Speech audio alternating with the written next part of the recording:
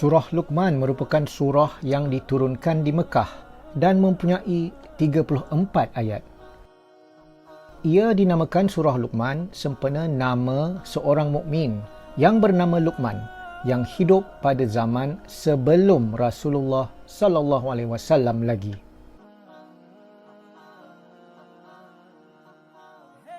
Surah ini memberitahu mengenai nasihat Luqman kepada anaknya yang telah diceritakan dalam ayat 12 sehingga 19 surah ini.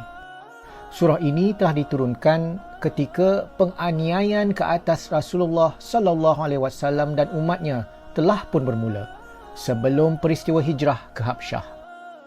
Antara intipati khas surah Luqman adalah seperti pada ayat 14 dan 15, iaitu mengenai tahap kesetiaan seseorang itu kepada ibu bapa mereka.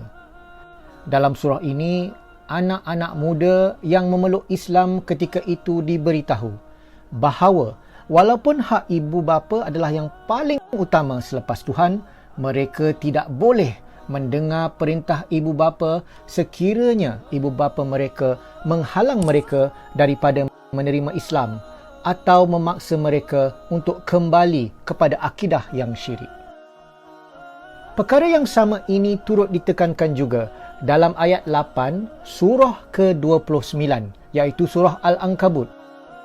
Sehubungan itu, ulama-ulama berpendapat bahawa kedua-dua surah ini diturunkan dalam tempoh yang sama, di mana surah Luqman telah turun sebelum surah Al-Ankabut.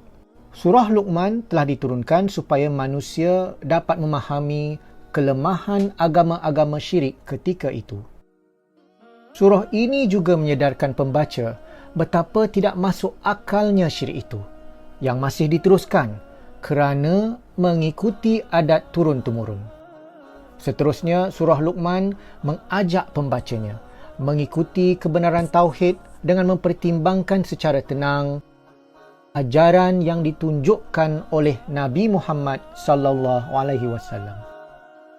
Allah beritahu bahawa kebesarannya dapat disaksikan dengan tanda-tanda yang jelas yang terdapat di alam semesta di sekeliling mereka dan juga pada diri mereka sendiri. Pembaca-pembaca surah Luqman ini juga mungkin akan tertarik dengan ayat-ayat yang menyatakan bahawa agama Islam bukanlah ajaran agama baharu yang disebarkan pertama kalinya ketika zaman Rasulullah sallallahu alaihi wasallam, dan memberitahu juga bahawa orang ramai akan berasa asing dengan konsepnya. Ini kerana orang yang berilmu dan bijaksana pada zaman lampau sebelum ini sudah pun mengajar agama Islam yang sama dengan agama yang diajarkan oleh Nabi Muhammad sallallahu alaihi wasallam pada ketika itu.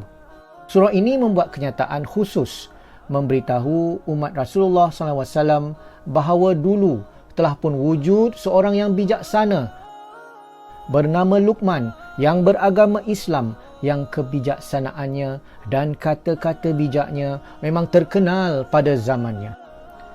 Sehubungan itu, orang ramai pada zaman Rasulullah SAW sepatutnya harus melihat sendiri apa agama dan akhlak yang pernah diajarkan oleh Luqman ini supaya mereka yakin dengan risalah ataupun dakwah Rasulullah sallallahu alaihi wasallam.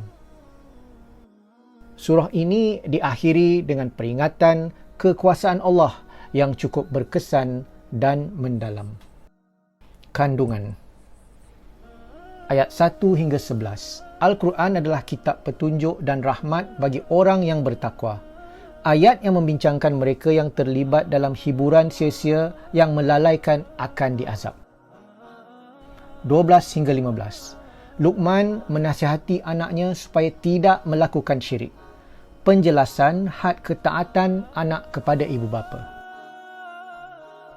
16 hingga 19. Nasihat Luqman tentang tingkah laku dan interaksi akhlak mengenai nada bercakap, sikap angkuh, ibadah dan ujian. Allah nampak semua amalan walaupun sebesar biji sawi. 20 hingga 24. Kita akan kesesatan agama kerana mengikuti secara buta-buta adat turun-temurun keturunan dan nenek moyang. 25 hingga 30. Allah cukup sempurna sehingga sekiranya semua pokok adalah pena dan 7 kali ganda air lautan adalah dakwatnya, firman dan kesyukuran Allah itu tidak dapat ditulis. 31 hingga 34. Takutilah hari akhirat apabila seseorang bapa tidak dapat menolong anaknya dan tidak pula seorang anak dapat menolong ayahnya, maka janganlah syaitan memperdayakan kamu dalam perkara ini. وَإِن جَاهَدَاكَ عَلَىٰ أَن تُشْرِكَ بِي مَا لَيْسَ لَكَ بِهِ عِلْمٌ فَلَا تُطِعْهُمَا وَصَاحِبْهُمَا فِي الدُّنْيَا مَعْرُوفًا وَاتَّبِعْ سَبِيلَ مَنْ أَنَابَ إِلَيَّ ثُمَّ إِلَيَّ مَرْجِعُكُمْ فَأُنَبِّئُكُم بِمَا كُنتُمْ تَعْمَلُونَ